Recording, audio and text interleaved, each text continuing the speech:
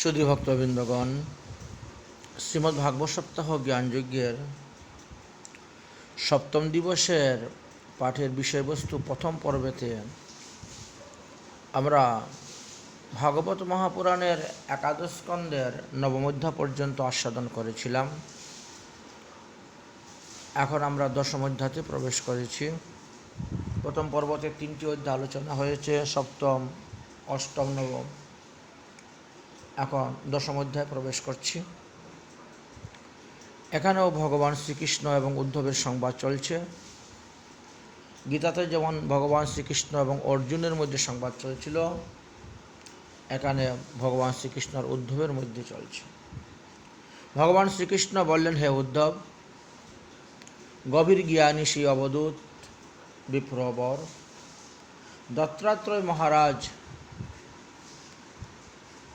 তিনি যদুকে এই রূপে উপদেশ করিয়া যথাস্থানে তিনি গমন করলেন। অতঃপর যদু মহারাজ সর্বস্ব পরিত্যাগ করিয়া সমচিত্ত হইয়া হরিভজন করিয়া ভগবৎ পাদপদ্ম লাভ করিলেন। হে উদ্ধব, আমাকে আশ্রিত নিষ্কাম ভক্ত, যারা মত উত্তম ভক্ত আচরণ করেন, যাহারা মত পরায়ণ ভক্ত, যাহারা নিত্য আমার কর্মই ব্যস্ত থাকেন, যারা কাম্যকর্মকে পরিত্যাগ করিয়া থাকেন, আমাতে অনুরক্ত ব্যক্তিকে আমি কখনো ত্যাগ করি না। যারা জীবহিংসা আদি পাপকর্ম করে না, যারা অহিংসা পরায়ণ, তারা আমার অত্যন্ত প্রিয়। অতএব প্রত্যেকটি মানুষেরই কর্তব্য অহিংসা পরম ধর্মকে যাজন করা, জীব হত্যা ত্যাগ করা। আমার মায়াই জীবের সংসার বন্ধন ঘটায়, আবার আমার আত্মজ্ঞানেই সংসারের বন্ধনকে ছেদন করায়। যে যেই প্রকার লোকের সঙ্গ করবে, সে সেই প্রকারই বন্ধন এবং মুক্ত উভয় প্রকার হয়ে থাকে। আমার তুল্য স্বরূপ হল শ্রী গুরুদেব। যারা সদ্গুরু, তাদের কথা বলা হয়েছে। আমার তুল্য স্বরূপ সদ্গুরুদেবের উপাসনা করিয়া তাহার নিকট হইতে আত্মজ্ঞান লাভ করিবা এবং জন্ম মরণাধি কৈবল্যের হাত থেকে রেহাই পেতে পারে। শ্রী চৈতন্য চরিতামৃত গ্রন্থেতে বললেন, তাতে কৃষ্ণ ভজে করে গুরুর সেবন, মায়াজাল ছুটে পাবে কৃষ্ণের চরণ। যাহারা যজ্ঞ, দান, তপস্যার দ্বারা স্বর্গাদি লোক গমন করেন, তারাও সেখানে দেবতুল্য হইয়া দেবতাদের পরিমিত ভোগবিলাস আদি করিয়া থাকেন। কিন্তু পুণ্য সমাপ্ত হলে তাদেরকে আবার মৃত্যুলোকে আসতে হয়। কিন্তু আমার ভক্ত যারা, তাদেরকে আর আসতে হয় না। এখানেই হলো ভজনের পার্থক্য। একটা নিত্যবদ্ধ আর একটা হলো নিত্য মুক্ত।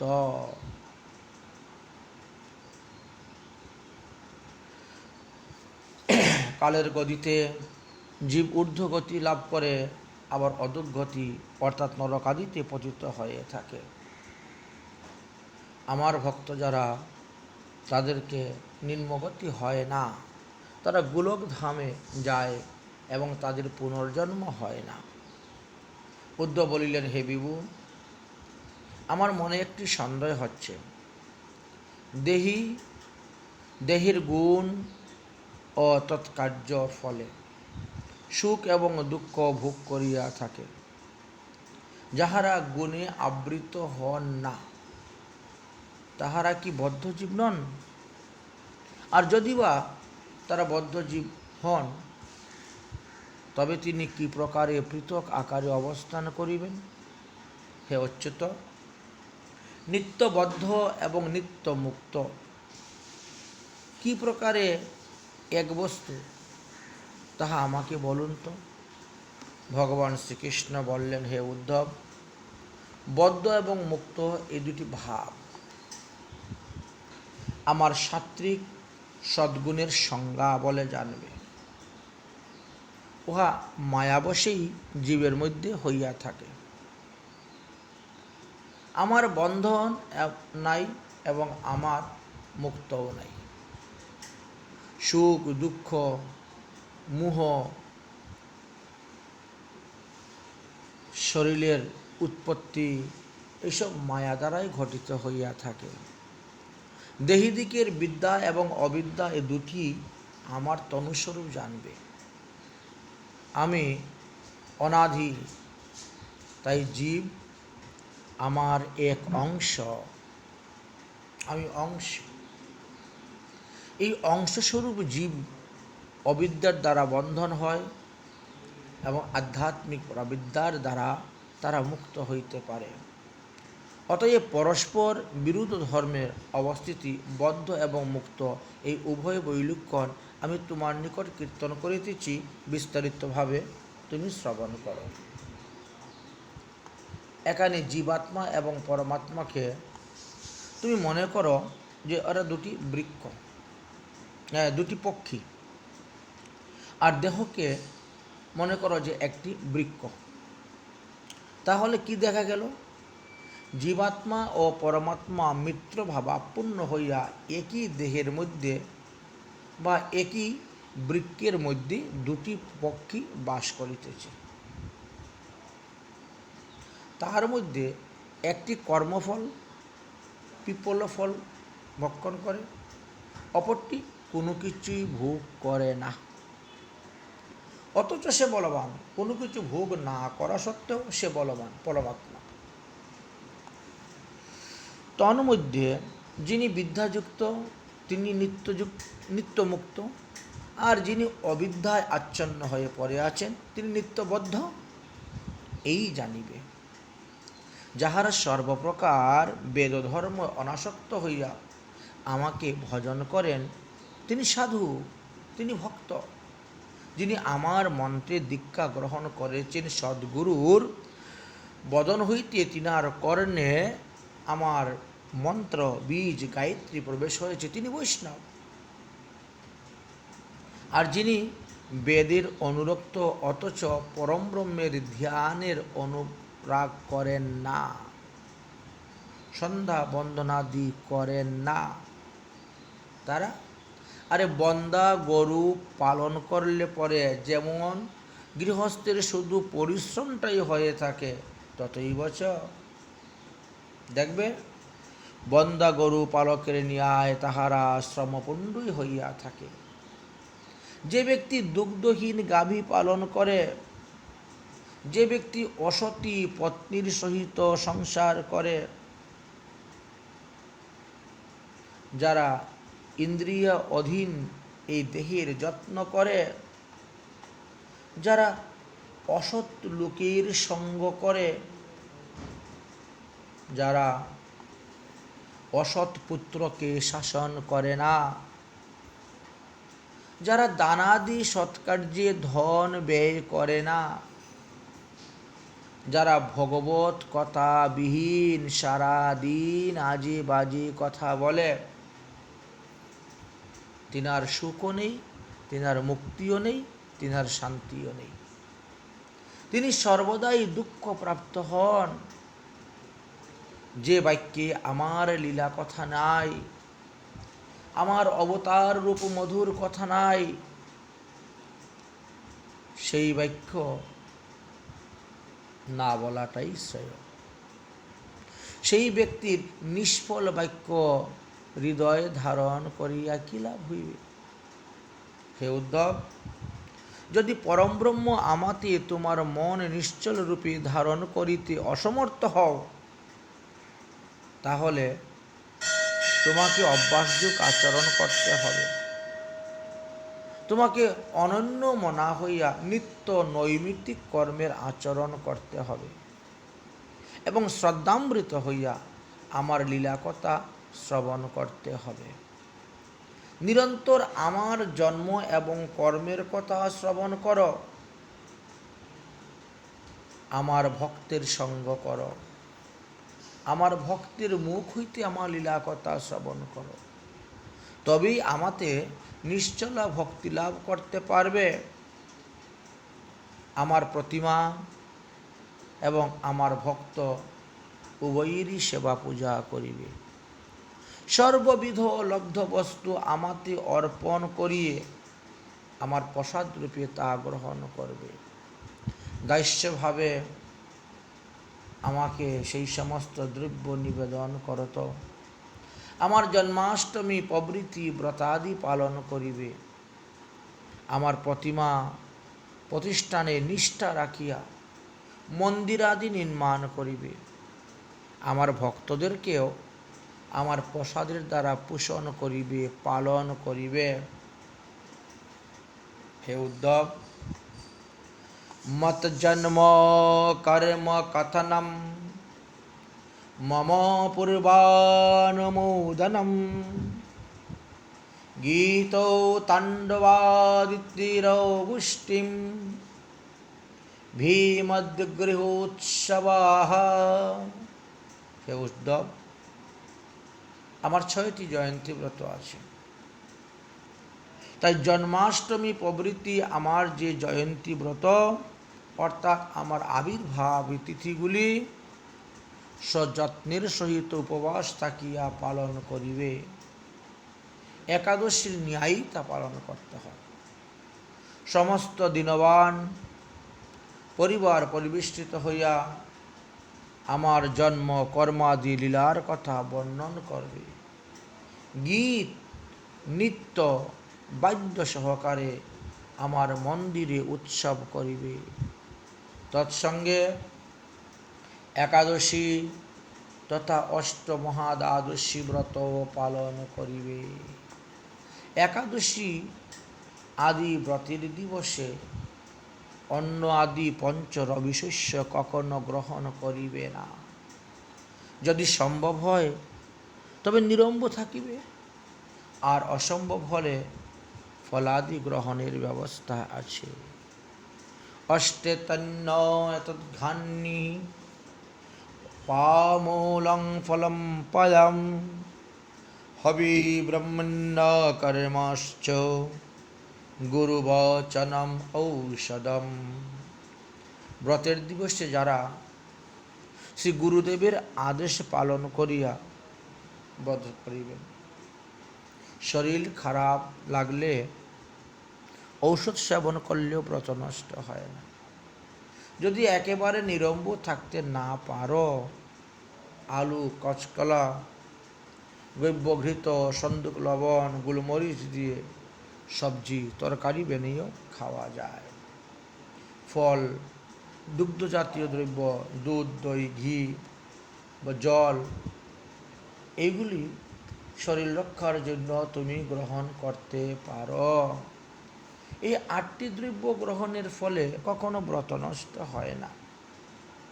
তুমি যাহা কিছু ভোজন করবে তা সব আমাকে নিবেদন করেই গ্রহণ করবে। ঈশ্বরকে না দিয়া যদি অনিবেদিত দ্রব্য কোনো ব্যক্তি ভোজন করে তাহলে সেটা চুরি করে খাওয়া হয়ে থাকে, সেই ভোজনটা অমেদ্য হয়ে যায়। তাই তো বলছি, অনপুয়াতি গোবিন্দ যো ভুঙ্ক্তি ধর্মবর্জিত শৃণুবিষ্টাসমং চন্নং নিরক্তো সুরয়া সমম। শাস্ত্রে লেখা আছে, শ্রী ভগবানকে অনিবেদিত, ভগবানকে নিবেদন না করিয়া যারা জলন্ন আদি গ্রহণ করে থাকেন, সেই অনিবেদিত অন্নটা কুকুরের বিষ্ঠার সমতুল্য এবং জল মদের সদৃশ্য মনে করবে। তাই অনিবেদিত বস্তু গ্রহণ করতে নাই। বৈষ্ণবকে সর্বদাই দণ্ডবৎ প্রণাম করবে, সম্মান করবে।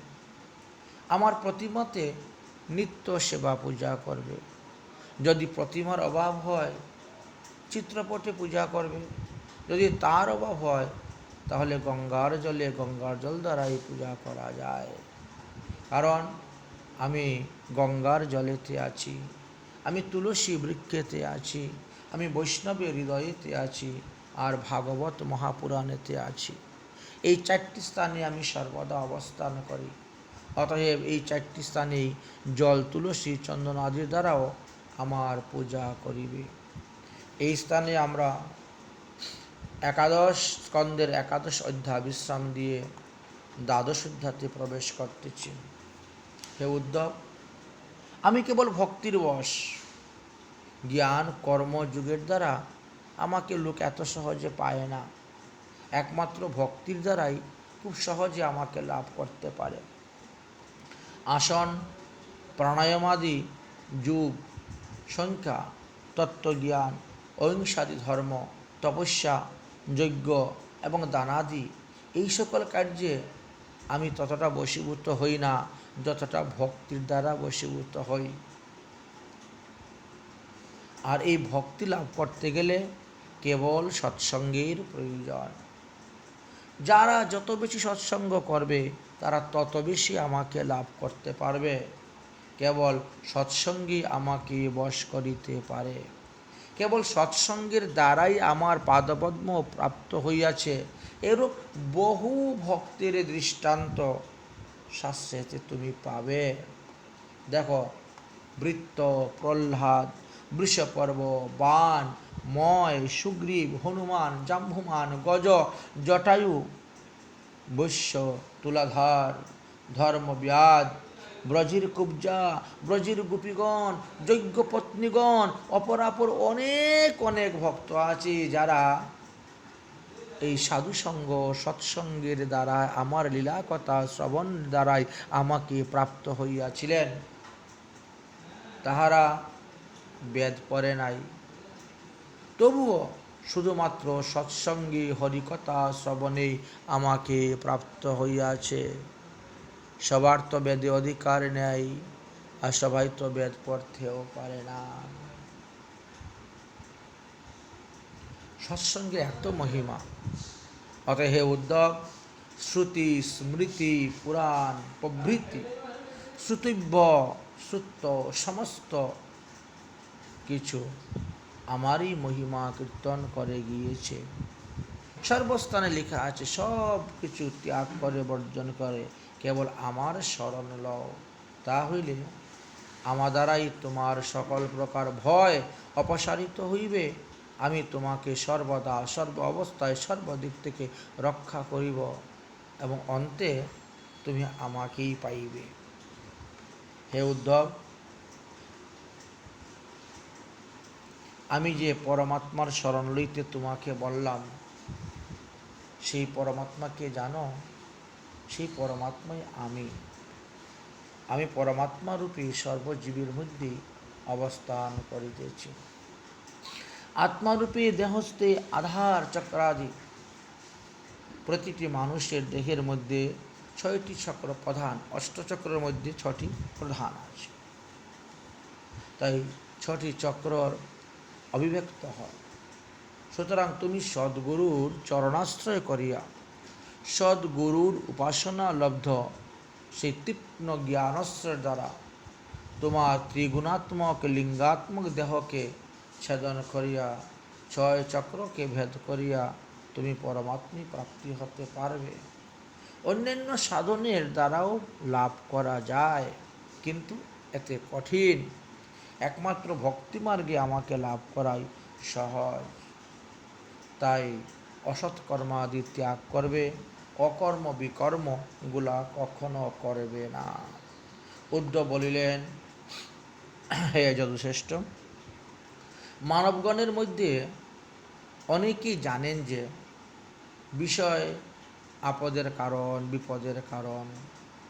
বিষয়ে থাকলে কৃষ্ণ প্রেম হয় না, বিষয় এর অন্ন খাইলে মলিন মন হয়। এইসব কথা আমি অনেক সময় সাধুর মুখে শুনেছি। তবে হে কৃষ্ণ, এত কিছু জানার পরেও সেই সমস্ত লোক তারা কেন কুকুর গর্ধবের মতন সেই বিষয় ভোগ করে যাচ্ছেন, ত্যাগ করতে পারছেন না? ভগবান শ্রীকৃষ্ণ বললেন, হে উদ্ধব, বিবেক, তাদের হৃদয়ে বিবেকরূপী পুত্র এখনো উৎপন্ন হয় নাই। এরা বিবেকহীন, পড়ছে, শুনছে, মুখে বলছে, কিন্তু আচার আচরণ কাজ করে না। বিবেকহীন ব্যক্তির হৃদয়ে যখন অহম বুদ্ধি আসিয়া উপস্থিত হয়ে যায়, তখন তাহাদের দেহের মধ্যে রজগুণ বৃদ্ধি পায়। আর তখনই সে নানাবিধ জল্পনা কল্পনা যুক্ত সংকল্প করিতে করিতে মনের মধ্যে কিছু দুর্মতি জন্মাইয়া ফেলে। এটা রজগুণের প্রভাব। রজগুণের প্রবাহে মানুষ বিমোহিত চিত্ত হয়ে যায়, অজিতেন্দ্রিত হয়ে যায়। কামের বশীভূত মানুষ তখন ধর্মকে অধর্ম বলে মনে করে, অধর্মকে ধর্ম বলে মনে করে। কোন কর্ম করলে কি পরিমাণে সুখ উৎপন্ন হবে, দুঃখ উৎপন্ন হবে, তাহা উপলব্ধি করতে পারে না। কর্মের, অসৎ কর্মের যে পরিমাণে দুঃখ, ইহা জানিয়াও তাহাই করিতে বাধ্য হয় রজগুণ প্রবল হওয়ার কারণে। বিদ্বান ব্যক্তি যদি কখনো রজগুণ এবং তমগুণ আদির দ্বারা লিপ্ত হয়ে যান, তাদের দেহের মধ্যে রজগুণ তমগুণ বৃদ্ধি পায়, তবুও সে ইন্দ্রিয় সংযম করে জিতেন্দ্রিয় হইয়া তিনি কর্ম করেন। অকর্ম, কুকর্ম, বিকর্মতে তিনি আসক্ত হন না, কারণ তিনি ইন্দ্রিয়কে সংযম করেছেন বলে রজগুণ তমগুণ ততটা প্রভাবিত করতে পারে না। এই তিনটি গুণ ঘড়ির কাঁটার মতো ঘুরতে থাকে, কখন যে কে প্রবল হবে বলা যায় না। যে যার সঙ্গ করবে যেমন, তখন সেটাই প্রবল হবে।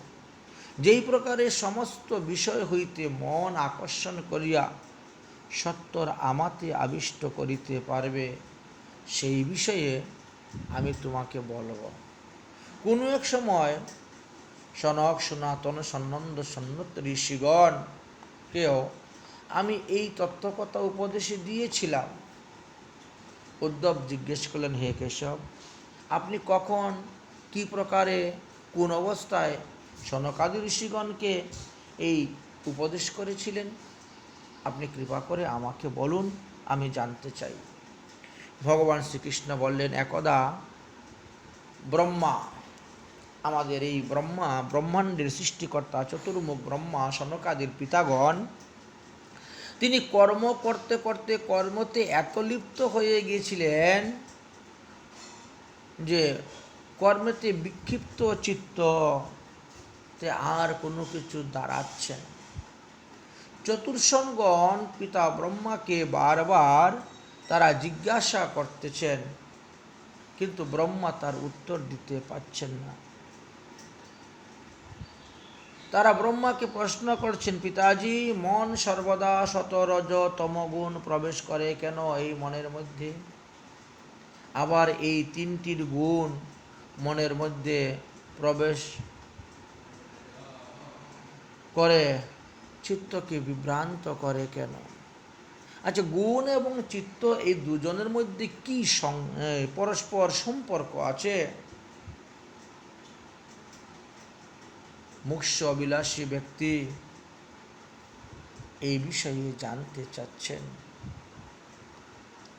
যারা মুক্তি লাভ করতে চাচ্ছে তারা কি করবে? তারা কেমন করে এই তিনটিকে বর্জন করবে? আর বর্জন করলে কীরূপেই বা গুণ এবং চিত্তের মধ্যে বিচ্ছেদ ঘটবে? আমাকে বলো।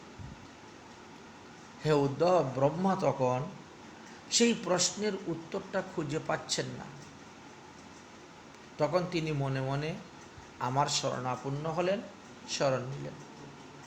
আমি তখন হংসরূপ ধারণ করিয়া তাহাদের নিকটে গিয়ে উপস্থিত হলাম। সনকাদি যোগীগণ আমাকে দর্শন করিয়া ব্রহ্মাকে অগ্র করিয়া আমার নিকটে আসলেন। আমার পাদপদ্ম বন্দনা করে আমাকেও সেই রকম জিজ্ঞাসা করলেন, প্রশ্ন করলেন।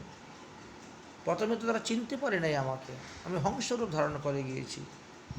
তাই তারা বলছে, কৌ ভবান, অর্থাৎ আপনি কে হে উদ্ধব? তখন আমি নিজের পরিচয় দিয়ে বললাম, শোনো, যেই পর্যন্ত মূর্খ ব্যক্তি নানারূপ বিষয় গ্রহণের বুদ্ধি থাকবে, সেই পর্যন্ত তাহার সংসার বন্ধন কখনো ক্ষয় হবে না। যদি সে সম্প্রদায়ের অন্তর্ভুক্ত সদ্গুরুর চরণ আশ্রয় করিয়া জ্ঞানরূপ তীক্ষ্ণ খড়গের দ্বারা এই বিষয় বন্ধনকে ছেদন করিতে পারে, তবেই সে হৃদয়স্থিত আমাকে ভজন করতে পারবে, আমার দর্শন পাবে, আমার কৃপা লাভ করতে পারবে। আমি তো সকলের হৃদয়েই আছি। ভজন প্রভাবে যে মোক্ষ লাভ হয় তাহা মানুষ জানে না। দেখো, মদ্যপানে মত্ত ব্যক্তি যেমন স্বীয় পরিধেয় বসন যে কখন কটি থেকে স্খলিত হয়ে পড়ে গেছে তা জানতে পারে না, সেই রূপে যারা আমার ভজন করেন, আমি তো তাদের বিষয় বন্ধন ছেদন করে থাকি, কিন্তু কখন হয়েছে সেটা ওরা বুঝতে পারে না। হে উদ্ধব, তুমি আমাকে কেবল সখা বলেই মনে করিও না, তাহলে ভুল হবে। আমাকে ভগবান বিষ্ণু বলেও জানবে। আমি আদি মূল বিষ্ণু, আমি আদি নারায়ণ, আমি শ্রীকৃষ্ণ। আমি যুগ, সাংখ্য, সভ্য, ঋত্য, তেজ, শ্রী এবং কীর্তির পরম আশ্রয় বলে জানবে। অতএব নিরপেক্ষ হইয়া তুমি আমার ভজনা করো। হে উদ্ধব, অতঃপর সনকাদি মুনিগণ আমাকে প্রণাম করিয়া স্তুতি বন্ধন আদি করে তারা স্বস্থানে গমন করলেন, আর আমিও বৈকুণ্ঠ ধামে গমন করলাম। হে উদ্ধব, নিরপেক্ষ হইয়া আমাতে যিনি আত্মসমর্পণ করিয়াছেন, আমি তাহারে হৃদয়ে বসিয়া তার ভজনের স্ফূর্তি বৃদ্ধি করে থাকি। তার ভজন স্ফূর্তি দেহিতে সুখ দিয়ে থাকি, আনন্দ দিয়ে থাকি। বিষয়াসক্ত ব্যক্তিগণের সেই সুখ নেই। যিনি নিষ্কিঞ্চন, যিনি জিতেন্দ্রিয়, যিনি শান্ত, তারা ভজনের দ্বারা অতি তাড়াতাড়ি আমাকে পাইয়া থাকে। আমার ভজন করলে তারা সন্তুষ্ট হয়ে থাকে, তারা সর্বদিক থেকে সুখী বলে মনে করবে। আমাকে যিনি আত্মসমর্পণ করিয়াছেন, তিনি আমাকে ছাড়িয়া কখনো ব্রহ্মপদ বা ইন্দ্রপদ বা মুক্তি কামনা করেন না, বা এই পৃথিবীর আধিপত্য অর্থাৎ রাজা হবেন এটাও চায় না। এমনকি তারা অনিমা, লঘিমা আদি যে অষ্টপ্রকার সিদ্ধি আছে সেটাও আমার ভক্তরা চায় না। তারা শুধু চায় আমার সেবা, আমাকে সেবা করে সুখ দিবে, এটাই চায়। হে উদ্ধব, ন তথা মে প্রিয়তম আত্মানো জনি শঙ্কর, ন চ শঙ্কর্ষণো ন শ্রী নৈবাত্মনা চ যথা ভবান। হে উদ্ধব, তোমার মতন ভক্ত আমার যে রূপে অতি প্রিয়, ব্রহ্মা আমার পুত্র হইয়াও ততটা প্রিয় নয়। শঙ্কর আমার স্বরূপভুক্ত অবতার হইয়াও ততটা প্রিয় নয়। শঙ্কর্ষণ আমার ভ্রাতা হয়েও ততটা প্রিয় নয়। লক্ষ্মী আমার ভার্যা হয়েও সেইরকম প্রিয়তম হতে পারেন নাই ভক্ত আমার যতটা প্রিয়। অধিক কি আর বলবো? আমারই নিজের শরীরটি, আমারই নিজের বিগ্রহটিও সেইরূপ আমার কাছে প্রিয় নয় ভক্ত আমার যতটা প্রিয়। তুমি আমার পরম ভক্ত, তাই আজ আমি তোমাকে অতি গোপনীয় কথাগুলা বলতেছি, একই ভাগবত ধর্ম বলে জানবে। নহি ভকেতা পরাচস্মা প্রাণশ্চ বায়ুবাদায় ন লক্ষ্মীরাধিকা বাণী স্বয়ম্ভু শম্ভুরেব চ। ভক্ত আমার যে রূপ প্রিয়তম, আমার শরীর আমার প্রাণ ততটা আমার কাছে প্রিয় নয়। এমনকি লক্ষ্মী, রাধারানী, সরস্বতী, ব্রহ্মা, মহাদেব কেউই আমার পরম ভক্তের ন্যায় প্রিয় হতে পারেন নাই। আমার ভক্ত ও জিতেন্দ্রিত হইয়া বিষয় সমূহের দ্বারা ব্যবধান হইলেহ ক্রমবর্ধমান ভক্তির প্রভাবে বিষয় দ্বারা প্রায়ই অবিভক্ত হন না। হে উদ্ধব, প্রজ্বলিত অনল যেমন কাষ্ঠরাশিকে ভস্মীভূত করে দেয়, সেই রূপে আমার নাম, আমার লীলা যারা কীর্তন করেন, যারা শ্রবণ করেন, যারা স্মরণ করেন, তাদের সেই সমস্ত পাপরাশি ভস্মীভূত হয়ে যায়। আমার সাধন আকাঙ্ক্ষী ভক্তি তাদের হৃদয়ে উপস্থিত হয়। অষ্টাঙ্গ যোগ, সাংখ্য, অন্যান্য যুগশাস্ত্র, বেদোধ্যায়ন, তপস্যা, এর দ্বারা মানুষ সহজে আমাকে পায় না। শ্রদ্ধা সহকারে আমার ভক্তের মুখে আমার লীলাকথা শ্রবণ করলে যত তাড়াতাড়ি তারা আমাকে পেয়ে যায়। তাই বুদ্ধিমান ব্যক্তি স্ত্রী সঙ্গ এবং স্ত্রী সঙ্গের সঙ্গী পুরুষ, তাহাদের সঙ্গ থেকে দূরে থাকিবে, সর্বদা সৎসঙ্গ করিবে, আমার চিন্তা করিবে। স্ত্রী সঙ্গটাও যদি পুত্র উৎপাদন ছাড়া হয়ে থাকে, তাহলে সেটা অসৎসঙ্গে রূপান্তরিত হয়ে যায়।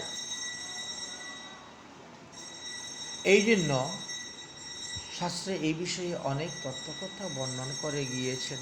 হে উদ্ধব, আরে কুকুরের মাংসভোজী নীচ জাতি ব্যক্তিও যদি আমাতে ধীর ভক্তি করে, আমার ভক্তের সেবা করে, আমার ভক্তের সঙ্গ করে, তাহলে আমি তাহাকে জাতিগত দোষ হইতে পবিত্র করিয়া থাকি। আমার ভাবে যাদের বাক্য গদগদ, আমার বাক্য শ্রবণে কীর্তনে যাদের হৃদয় দ্রবীভূত হয়ে যায়, যারা আমার কথা বলতে বলতে রুদন করে, অশ্রু বিসর্জন হয়, কখনো হাসে, কখনো উচ্চস্বরে গান করে, উন্মাদ হয়ে নৃত্য করে, আমার প্রতি ভক্তিমান, সেই সমস্ত ভক্তকে আমি কখনো ত্যাগ করি না। সেইরূপ ভক্ত আমার অত্যন্ত প্রিয়। সেইরূপ ব্যক্তি তারা নিজেরা পবিত্র এবং ইহলোককে পবিত্র করে। সুবর্ণ যেমন অনল তাপে মল পরিত্যাগ করে, পুনর্বার তাপ দিলে নিজের উজ্জ্বলতা ভাব প্রকাশ পেয়ে অধিকার প্রাপ্ত হয়, সেই রূপে আমার ভক্তি যুগের দ্বারা যারা আত্মকর্ম ভাসনা পরিত্যাগ করিয়া আমার ভজন করেন, তারা আমাকে পাইবে।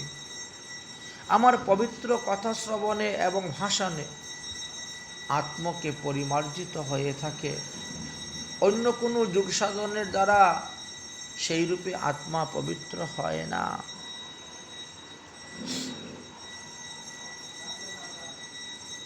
চোখে কাজলযুক্ত নয়ন যেমন সূক্ষ্ম বস্তু দর্শন লাভের সহায়ক হয়, সেই রূপে ওই ব্যক্তি পরিমার্জিত আত্মাও সূক্ষ্ম বস্তু দর্শন লাভ করিতে পারে। বিষয়ে ধ্যানকারী ব্যক্তির চিত্ত বিষয়েতে আকৃষ্ট হয়, আকর্ষিত হয়, আর আমাকে স্মরণকারী ব্যক্তির হৃদয় আমাতে লীন হয়ে থাকে। আমার ভক্তের মধ্যে যাহারা জিতেন্দ্রিয়, যাহারা স্থির চেতা, তাদের নিকট অনিমা লঘিমা প্রাপ্ত কাম্যা সিদ্ধি সমূহ আপনি আপনি উপস্থিত হয়ে থাকে, কিন্তু আমার ভক্তগণ তারা কখনো সিদ্ধি চায় না। তাদের পিছনে পিছনে সিদ্ধি দৌড়ে, কিন্তু তারা চায় না, সিদ্ধি চাইলে আমাকে পাবে না। উদ্ধব বললেন, হে অচ্যুত, আপনি যে সেই যোগীগণের সিদ্ধিদাতা তা তো আমি জানি। সিদ্ধি সম্পর্কে আপনি যে বললেন, এই বিষয়ে তো আমার কোনো অভিজ্ঞতা নাই, তো আপনি একটু কৃপা করে বলবেন ওই সিদ্ধি কত প্রকার এবং কি কি? ভগবান শ্রীকৃষ্ণ বললেন, হে উদ্ধব, সিদ্ধি তো অষ্টাদশ প্রুক্তা ধারণায়াম যোগপারজ্ঞে তাসামষ্ট মহৎপ্রদানম দশৈব গুণ হেতব। হে উদ্ধব, সিদ্ধি অষ্টাদশ প্রকার অর্থাৎ 18 প্রকারের আছে।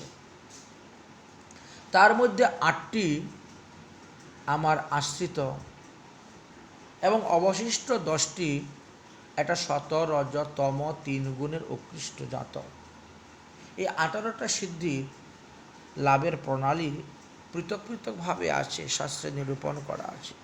এই এক একটি সিদ্ধির ফল এক এক প্রকার হয়ে থাকে। মনে করো কোনো সাধক তিনি অনিমা সিদ্ধি লাভ করেছেন। অনিমা সিদ্ধি লাভের দ্বারা যে কোনো পাথরের ভিতরে লোক প্রবেশ করতে পারে, তাকে আর দেখা যাবে।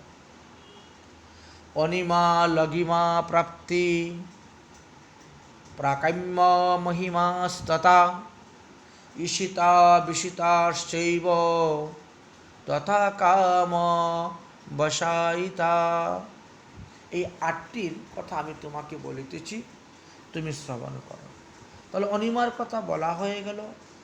লঘিমা সিদ্ধি যদি কোনো ভক্ত লাভ করেন, তাহলে তিনি আকাশে উঠতে পারবেন, তিনি সূর্যলোকে চলে যেতে পারবেন আকাশ মার্গে উড়ে। ঠিক তেমনিভাবে মহিমা সিদ্ধি যদি কেউ লাভ করেন, তাহলে তিনি যে কোনো লোকের দেহের মধ্যে প্রবেশ করতে পারবেন, যে কোনো লোকের রূপ ধারণ করতে পারবেন। প্রাপ্তি সিদ্ধি যদি কেউ লাভ করতে পারে, তাহলে এক স্থানে বসেই হস্তের দ্বারা তিনি বিভিন্ন দ্রব্য আনতে পারবেন। অর্থাৎ এত বৃদ্ধি হবে তেনার শরীর যে পৃথিবীতে বসে তিনি চন্দ্রস্পর্শ করতে পারছেন, গগন সদৃশ্য লম্বা হতে পারে। প্রকাম্য সিদ্ধি যদি কেউ লাভ করে, তাহলে তিনি জলের উপর দিয়ে হেঁটে চলে যেতে পারবেন, ইচ্ছা অনুসারে পৃথিবী ভ্রমণ করতে পারবেন। ঈশিতা সিদ্ধি যদি কেউ লাভ করে, তাহলে তিনি যে কোনো লোকের শরীরের মধ্যে শক্তি প্রদান করতে পারবেন, যে কোনো লোকের শক্তিকে আকর্ষণ করে নিজের শরীরে ধারণ করতে পারবেন। বিশিতা সিদ্ধি যদি কেউ লাভ করে, তাহলে তিনি প্রচুর পরিমাণ বিষয় ভোগ করতে পারবেন, এত আহার করতে পারবেন যে 50 জনের আহার তিনি একাই খেয়ে নেবেন। কামবশয়িতা সিদ্ধি যদি কেউ লাভ করতে পারে, তাহলে সংকল্প মাত্রই তার ইচ্ছা পূর্ণ হবে, যা সংকল্প করবে তাই তিনি প্রাপ্ত হয়ে যাবেন। এই অষ্টপ্রধান সিদ্ধির কথা আমি তোমাকে বললাম। তাছাড়াও আরও 10টা সিদ্ধির কথা আছে, সেটাও তোমাকে বলবো, শ্রবণ করো। কোতি পিপাসা লোকে মহাত জরা মৃত্যু শরম মায়াম। এক ধরনের সিদ্ধি আছে যে করলে ক্ষুধা, পিপাসা, সুখ, মোহ, বার্ধক্য, মৃত্যু, এই 6টি দেহের ধর্মকে সিদ্ধি লাভ করে মানুষ জয়লাভ করতে পারে, মৃত্যুকে দূরে সরিয়ে দিতে পারে। চাঙ্গদেব নামে এক যোগী ছিলেন, 14 বার মৃত্যুদূত আসছিল, উনি সরিয়ে দিয়েছেন। তিনার দেহে বার্ধক্য আসবে না, মাথার একটা চুলও পাকবে না, একটা দাঁতও পড়বে না, চামড়া খুচখুচ হবে না। এইভাবেও সিদ্ধি আছে। অতি দূরের শব্দ শ্রবণ করে বলে দিতে পারবেন কোথায় কি হচ্ছে। অতি দূরের বস্তু ঘরে বসে দর্শন করে বলে দিতে পারবেন, হ্যাঁ এই স্থানে এই দ্রব্য আছে। মনের ইচ্ছা অনুসারে মনোবেগতুল্য গতিতে তিনি যেখানে সেখানে গমন করতে পারবেন। যখন যাহা ইচ্ছা হইবে সেটি বস্তু লাভ করতে পারবেন, সেই রূপ ধারণ করতে পারবেন। যে কোনো জীবের দেহে তিনি প্রবেশ করতে পারবেন। মৃত ব্যক্তি পুনরায় জীবিত হয়ে বসে যাবে, অর্থাৎ তার শরীরে প্রবেশ করলে পরে এই রকম কিছু চমৎকারিতা তারা লোকে দেখায়। ইচ্ছা মৃত্যু লাভ করা যায়। স্বর্গের দেবতাদের সহিত অপ্সরাদের সহিত কথাবার্তা, ক্রিয়া, দর্শন আদি করা যায়। যে কোনো কার্য সংকল্প অনুসারে সাধন হয়ে যায়। জনগণের সম্মুখে হঠাৎ করে অদৃশ্য হয়ে যায়। এইগুলা হলো সিদ্ধি। এই তোমাকে 10টা সিদ্ধির কথা বললাম। তাহলে 18টা সিদ্ধির কথা তোমাকে বলা হয়ে গেল। তাছাড়াও আরও ক্ষুদ্র ক্ষুদ্র 5টা সিদ্ধির কথা আছে। যেমন ত্রিকালদর্শী। যদি কেউ ত্রিকালদর্শী সিদ্ধি লাভ করে তাহলে একটা মানুষকে দেখা মাত্রই তার ভূত ভবিষ্যৎ বর্তমান সব বলে দিতে পারবে। আরেকটা সিদ্ধির নাম হলো দ্বন্দ্ব সহিষ্ণুতা সিদ্ধি। ওই সিদ্ধির দ্বারা তিনি শীতের দিনও খালি গায়ে থাকতে পারবেন, আবার চতুর্দিকে আগুন লাগিয়ে তার মধ্যে তিনি বসে থাকতে পারবেন, অর্থাৎ শীত উষ্ণ তিনাকে কিছু করতে পারবে না। আরেকটা সিদ্ধি আছে স্তম্ভন সিদ্ধি। স্তম্ভন সিদ্ধি, হ্যাঁ, এর দ্বারা তিনি যে কোনো দ্রব্যকে স্তম্ভন করতে পারবেন। মনে করো জলকে স্তম্ভন করে জলের ভিতরে ইনি প্রবেশ করে বসে থাকতে পারবেন, ঘন্টার পর ঘন্টা, দিনের পর দিন, ওনার কিছু অসুবিধা হবে না। কোথায় আগুন লেগেছে, অগ্নিকে স্তম্ভন করে দিয়েছেন, অগ্নির মধ্যে দিয়ে উনি প্রবেশ করবেন, আসবেন, যাবেন, কিছুই হবে না। বিষ ভক্ষণ করবেন, মৃত্যু হবে না। এমনকি চন্দ্র, সূর্য, বাতাস, বৃষ্টি এগুলাকেও স্তম্ভন করতে পারবেন। বৃষ্টি আসতেছে, মন্ত্র বলে দিলেন, বৃষ্টি আসা বন্ধ হয়ে যাবে। তো এইগুলো স্তম্ভন সিদ্ধি। তারপরে হলো বাক্য সিদ্ধি, অর্থাৎ যাহাকে যা বলবেন তাই হবে। যদি কাউকে আশীর্বাদ দেন তার কল্যাণ হবে, যদি অভিশাপ দেন তার ক্ষতি হবে। বাক্য সিদ্ধি। আরেক প্রকার সিদ্ধি আছে, জগতে কাহারও নিকট তিনি পরাজয় হবেন না, সর্বদা জয়লাভ করে থাকবেন। তো এইভাবে ছোট বড় মাঝারি মধ্যম আমি তোমাকে 23টি সিদ্ধির কথা বললাম। এই যে 23 প্রকার সিদ্ধি, এই 23 প্রকার সিদ্ধি যারা চায় তারা কখনো আমাকে পায় না।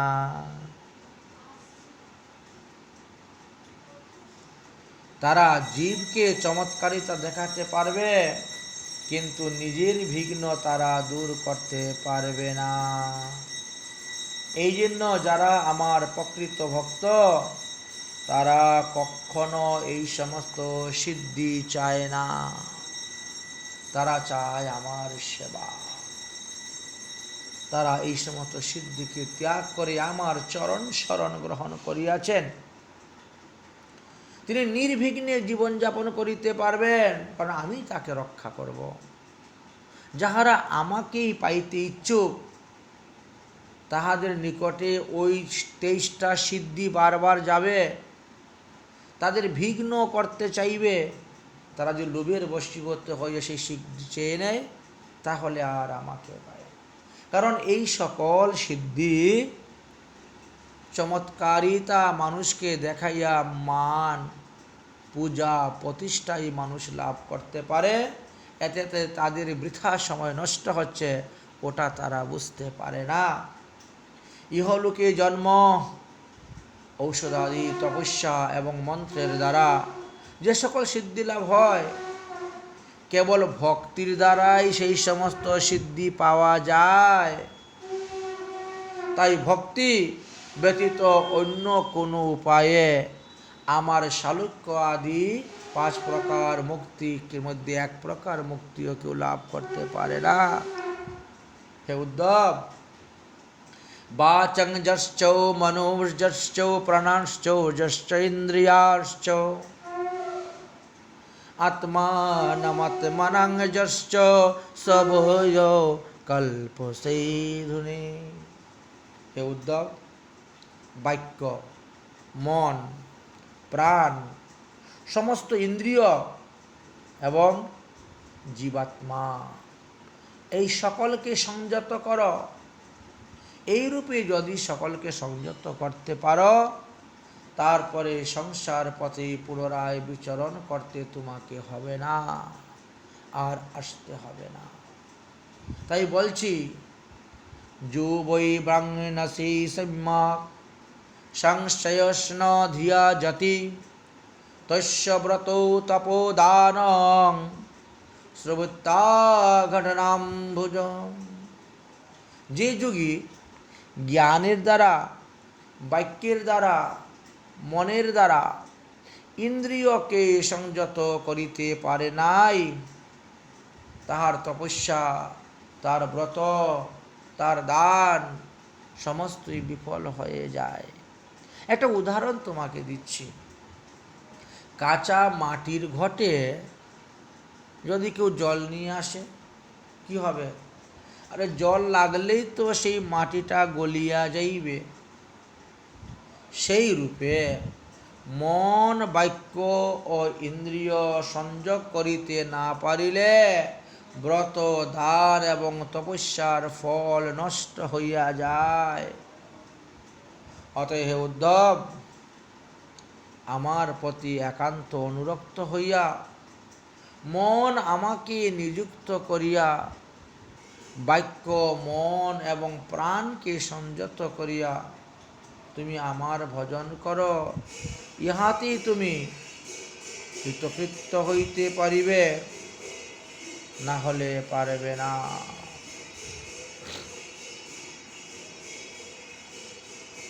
যেমন শ্রীমদ্ ভগবদ গীতাতে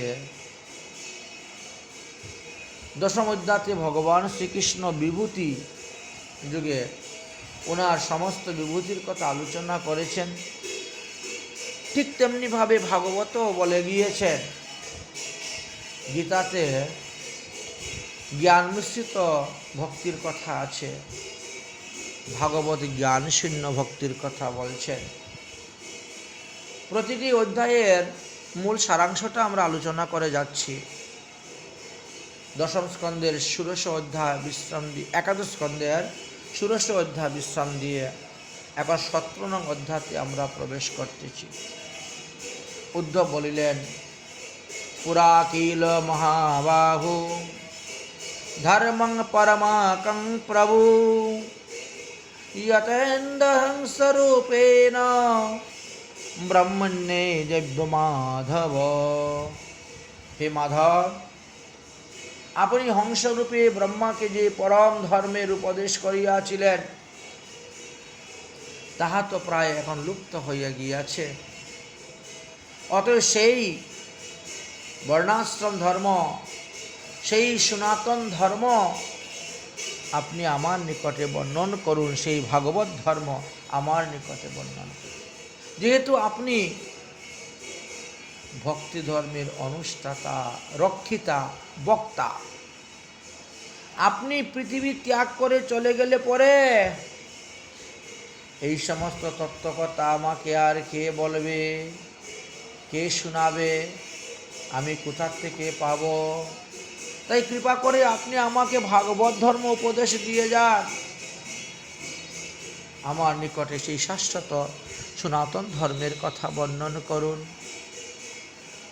ভগবান শ্রীকৃষ্ণ বললেন, হে উদ্ধব, আদিকল্পে সত্যযুগের মানুষ সব এক বর্ণই ছিল। তখনকার প্রজা সকল জন্মমাত্রই কৃতকৃত্য হইত। তারপর আমি চতুষ্পদ বেদরূপে প্রকাশ পাই। তপনিষ্ঠা জনগণ আমাকে পরমহংস রূপে ধ্যান করিতে থাকেন। এইভাবে সত্যযুগ গত হল, ত্রেতাযুগের প্রবেশ ঘটল। আমি তখন হুতা, অভূত এবং উদ্গাতা এই 3টি রূপে আবির্ভূত হইয়া যজ্ঞরূপে প্রকাশ পাই। আমি সৃষ্টির আদিতে বিরাট পুরুষ রূপে প্রকট হয়েছিলাম। তখন আমারই মুখ হইতে ব্রাহ্মণ, বাহু হইতে ক্ষত্রিয়, উরু হইতে বৈশ্য আর পাদ হইতে শূদ্র, এই 4 বর্ণ উৎপন্ন হয়েছিল। আমার জঙ্ঘা দেশ অর্থাৎ উরু হইতে গৃহস্থ আশ্রম, আমার হৃদয় হইতে ব্রহ্মচর্য আশ্রম, আমার বক্ষ হইতে বানপ্রস্থ আশ্রম এবং আমার মস্তক হইতে সন্ন্যাস আশ্রম উৎপত্তি হয়েছিল। সম, দম, তপস্যা, শৌচ, সন্তুষ্ট, সরলতা, দয়া, সত্য ও বিষ্ণু ভক্তি এই সকল ব্রাহ্মণের স্বভাব। সুতরাং যে বর্ণে থাকুক না কেন, যদি এই কয়টি নিয়ম তিনি পালন করতে পারেন তাহলে তিনি ব্রাহ্মণ। তেজ, বল, ধৈর্য, শৌর্য, ত্যাগ, শীলতা, উদারতা, স্থিরতা, ব্রহ্মণ্য, ঐশ্বর্য এই সকল ক্ষত্রিয়ের স্বভাব। এই স্বভাবগুলা যার মধ্যে আছে তিনি ক্ষত্রিয়। আস্তিক, দারনিষ্ঠা, অদন্তন, ব্রহ্ম সেবা, ব্রাহ্মণদের সেবা, বৈষ্ণব সেবা, অর্থ সঞ্চয়ন, অতৃপ্তি এই সকল তো বৈশ্যদের স্বভাব। কপটতা শূন্য হইয়া ব্রাহ্মণ গুগণের সেবা করা, তদ্বারা যাহা প্রাপ্ত হইবে তাহাতে সন্তুষ্ট থাকা, এটা শূদ্রের স্বভাব। শূদ্রের মধ্যে আবার যারা একেবারে অন্তজ, অত্যন্ত নিম্ন জাতি, তাহাদের স্বভাব গুণ বলতেছি শুনো। যারা সর্বদা অশুচি থাকে, অশুদ্ধ থাকে, মিথ্যা কথা ব্যবহার করে, চৌরবৃত্তি করে, নাস্তিকতা, অকারণে কলহ, কাম, ক্রোধ, লোভ অত্যন্ত প্রবল, তারা একেবারে নিম্ন জাতির শূদ্র বলে জানবে। তবে অহিংসা, সত্যাদি, কামক্রোধ, লোভ রহিত হইয়া সর্বপ্রাণীর হিতকারী কার্য করাই সকল বর্ণেরই কর্তব্য। ইহা সকল বর্ণেরই পালন করা কর্তব্য। এই যে ব্রাহ্মণ, ক্ষত্রিয়, বৈশ্য তাহারা অনুপূর্ব গর্ভ আদি স্থূল সংস্কার করে থাকেন। এই সংস্কার তাদেরকে উত্তম গতি লাভ করিয়ে দিয়ে থাকে। তার মধ্যে উপনয়ন সংস্কার একটি আছে, যেটা দ্বারা মানুষ দ্বিতীয় জন্ম লাভ করতে পারে এবং ব্রাহ্মণত্ব লাভ করে গুরুকুলে বাস করে বেদ অধ্যয়ন করিবে, ব্রহ্মচর্য পালন করিবে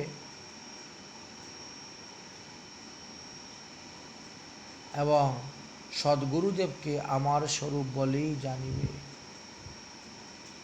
সদ্গুরুদেব যে কোনো বর্ণেতে উৎপন্ন হন না কেন, যে কোনো আশ্রমধারী হন না কেন, কিবা বিপ্র, কিবা সন্ন্যাসী, শূদ্র কোন হয়, যেই কৃষ্ণ তত্ত্ববেত্তা তিনি গুরু হয়। ব্রহ্মচারী শ্রী গুরুদেবের আগে গমন করবে না, গুরুদেবের আগে শয়ন করবে না, গুরুদেবের আগে ভোজন করবে না, গুরুদেবের আগে আগে গমন করবে না, উপবেশন গুরুদেবের আসনের থেকে উচ্চ আসনে উপবেশন করবে না। তাই গুরুদেবের শয়ন, গমন, ভোজন, উপবেশন, বিশ্রামকালে সমীপে থাকিয়া কৃতাঞ্জলি হইয়া সর্বদা দীনতাভাবে তার আদেশের অপেক্ষায় থাকবে, তার উপাসনা করবে। দীক্ষা গুরুকে তুমি জানিও কৃষ্ণের স্বরূপ, অন্তর্যামী ভক্ত শ্রেষ্ঠ হয় দুই রূপ। কৃষ্ণ যদি কৃপা করে কোনো ভাগ্যবানে, গুরু অন্তর্যামী রূপে শিখায় আপনে। তাই ভগবান বলেছেন, আমি গুরুরূপে ঘরে ঘরে দীক্ষা দেই সবাকারে, বৈষ্ণব রূপেতে দেই শিক্ষা। ভগবান শ্রীকৃষ্ণ উদ্ধবকে গুরুতত্ত্বের কথা বর্ণন করতে গিয়ে বললেন, হে উদ্ধব, আচার্য মাং বৃজানিয়াত নায়ভমান্যতে কশ্চিৎ ন মৃত্যু বুদ্ধৈ শ্রূয়তে সর্বদেবময় গুরু। হে উদ্ধব, সৎ সম্প্রদায়ের অন্তর্ভুক্ত যারা সদ্গুরুদেব, তারা আমারই প্রতিনিধি। গুরুদেবকে আমার অভিন্ন শরীর, অভিন্ন আশ্রয়, বিগ্রহ বলিয়া জানিবে, কখনো তাহার অবজ্ঞা করবে না, কখনো তাকে মনুষ্য জ্ঞানে কোনো কিছু আদেশ উপদেশ করতে যাবে না, কখনো তার দর্শন করিবে না, বা তৎকার্যে কোনরূপ সমালোচনা করিবে না, যেহেতু গুরু সর্বদেবময় স্বরূপ। ভগবান ঈশ্বরের কোটি বিভূতি হন, আর গুরুদেব কিন্তু জীব কুটিতে অনুচৈতন্য রূপে শিক্ষা দেন মাত্র। তাই গুরুর নিকটে থাকিলে যদি অপরাধ হয়, তবে দূরে থেকে গুরু সেবা করিবে। এইরূপ সংসার ভ্রমিতে ভ্রমিতে কোনো ভাগ্যবান জীব গুরু কৃষ্ণ প্রসাদেই পাবে ভক্তিলতার বীজ। সকল জন্মে মাতা পিতা সবাই পায় না, সবাই হয় না, কিন্তু গুরু কৃপা সব জন্মেই একই হয়ে থাকে, একই গুরু পেয়ে থাকে। সকল জন্মে মাতা পিতা সবাই পায়, কিন্তু গুরু কৃপা নাহি হলে ভজন কৃষ্ণে নাহি পায়। কৃষ্ণ ভজন করলেও কৃষ্ণ পায় না, তাই গুরু কৃপার প্রয়োজন আছে। সেই পরম বন্ধু, সেই মাতা পিতা কৃষ্ণ চরণে যেই প্রেম ভক্তি দাতা, তাই শ্রী গুরুদেবী মা, গুরুদেবী বাবা। কারণ তিনি কৃষ্ণ চরণে প্রেম ভক্তি লাভের উপায়টা আমাকে জানিয়ে দিচ্ছেন, শিখিয়ে দিচ্ছেন, বুঝিয়ে দিচ্ছেন। হে উদ্ধব, আরো অনেক তত্ত্বকথা শাস্ত্রে বর্ণন করা আছে। যে যতটা করতে পারবে ততটাই তার কল্যাণ। তাই শাস্ত্র অনুসারে আমরা দেখতে পেয়েছি এই সমস্ত তত্ত্বকথা শাস্ত্রে বারবার আমাদেরকে উপদেশ দিয়ে গেছেন। আচ্ছা, তো ভগবান শ্রীকৃষ্ণ উদ্ধবকে বললেন, হে উদ্ধব, ব্রহ্মচারীরা কখনো স্ত্রীসঙ্গ বা স্ত্রীমুখ দর্শন করিবে না। এমনকি তাদের যদি গুরুমাতা হন, বলে গুরুমাতার শ্রীচরণ দর্শন করিবে, অস্পর্শকে কখনো স্পর্শ করিবে না, অস্পর্শ বস্তুকে কখনো স্পর্শ করিবে না। অবৈক্য অর্থাৎ যাহা খাইলে ইন্দ্রিয় উত্তেজিত হয় তাহা কখনো ভোজন করবে না। মন চঞ্চল হয় যে বস্তুর দ্বারা, তা কখনো দর্শন করবে না। সর্বদা কুশের নির্মিত বা মৃগ চর্মের দ্বারা কটিবন্ধন করিবে, বাঁশের দণ্ড ধারণ করিবে, অক্ষয় মালা, তুলসী মালা, যজ্ঞসূত্র, কমণ্ডলু, কুশ ধারণ করিয়া মস্তকে জটাযুক্ত হইয়া গুরুকুলে বাস করিবে। দণ্ড ধারণ ব্যতীত, দন্ত ধাবন ব্যতীত কখনো জলগ্রহণ করিবে না। বস্ত্রে বাসন, সাবান, সুতা ব্যবহার করিবে না। রক্ত বস্ত্র আসন উপবেশন করিবে না। স্নান, ভোজন, হোম, সন্ধ্যা বন্দনাদিতে মলমূত্র ত্যাগকালে সর্বদা মৌন থাকিবে। নৌক পঞ্চকেশ ছেদন করিবে না। ব্রহ্মচারী কখনো নিজ ইচ্ছায় শুক্রক্ষয় করিবে না। যদি দৈবাৎ স্খলিত হয়ে যায়, তা হইলে জলে স্নান করিয়া গায়ত্রী মন্ত্র জপ করিবে। প্রতিদিন প্রাতকালে সন্ধ্যাকালে গায়ত্রী মন্ত্র জপ করিবে। অগ্নি, সূর্য, গুরু, গু, বিপ্র, পিত্রাদি, গুরুজন, বৃদ্ধাদি, আত্মীয়স্বজন, দেবতাগণের সেবা করিবে। প্রাপ্ত ও শয়নকালীনে ভিক্ষালব্ধ বস্তু আনিয়া প্রথমে গুরুদেবকে নিবেদন করিবে, অর্পণ করিবে। যেই পর্যন্ত বিদ্যা শিক্ষা সমাপ্ত না হয়, সেই পর্যন্ত গুরুকুলে বাস করিবে। নৈষ্ঠিক ব্রহ্মচারী নারীগণের নিরক্ষণ, স্পর্শন, সম্ভাষণ এবং উপহাসাদি বর্জন করিবে। শৌচ, আচমন, স্নান, সন্ধ্যা, উপাসনা, আমার পূজা,